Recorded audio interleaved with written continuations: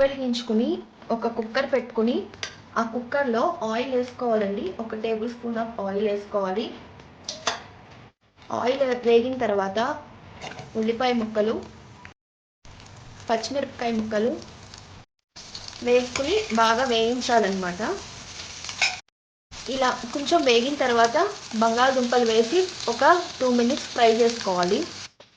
2 minutes తర్వాత టమాటా ముక్కలు వేసుకోవాలండి. టమోటాలు వేసి కూడా కొంచెం ఇవి మగ్గేంత వరకు వేయించుకోవాలి. సో ఇలా కొంచెం వేగిన తర్వాత రుచికి సరిపడేంత ఉప్పు, పసుపు, కొంచెం కారం అన్నమాట. అంటే మనం పచ్చిమిరపకాయలు వేసాం కాబట్టి కలర్ కోసం కారం వేసి బాగా కలపాలి కలిసే వరకు.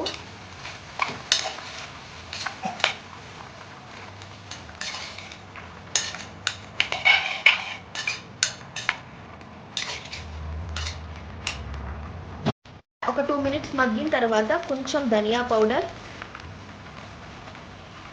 కొంచెం గరం మసాలా, ఒక టీ స్పూన్ సరిపోతుంది గరం మసాలా వేసి కలుపుకుని ఇలా కొంచెం ఆయిల్ పైకి వచ్చిన తర్వాత ఇవి నానబెట్టుకున్న రాజ్మా అండి. నానబెట్టుకున్న రాజ్మా వేసుకుని బాగా కలిపి పైనుండి కిందకి కలిపేసి ఇందులో ఈ ముక్కలు మునిగేంత వరకు వాటర్ పోయాలన్నమాట. ఈ ముక్కలు మునిగేంత వరకు వాటర్ పోసి కుక్కర్ మూత పెట్టి ఒక 4 to 5 విజిల్స్ రానివ్వాలండి. రాజ్మా వేసాం కాబట్టి కొంచెం టైం పడుతుంది, తొందరగానే అయిపోతుంది, కానీ 3 to 4 కానీ 4 to 5 కానీ విజిల్స్ రానివ్వాలి. సో ఇది 4 విజిల్స్ వచ్చేసాయండి. 4 విజిల్స్ వచ్చిన తర్వాత కర్రీ అయితే మనకి ఇలా వస్తుందన్నమాట. చూసారా, మన కర్రీ అన్నది ఈ వాటర్ ఉన్నాయి కదా, ఇప్పుడు ఏం చేయాలంటే కొంచెం ఈ వాటర్ ఎగిరేంత వరకు మగ్గనివ్వాలి.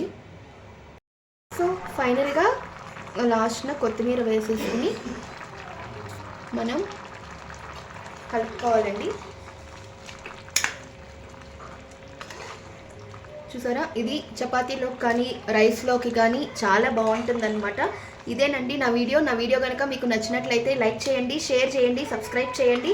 సబ్స్క్రైబ్ చేసిన తర్వాత పక్కన ఒక బెల్ ఐకాన్ ఉంటుంది, దాన్ని క్లిక్ చేస్తే నేను పెట్టే ప్రతి వీడియో నోటిఫికేషన్ ద్వారా మీ దాకా వస్తుందన్నమాట.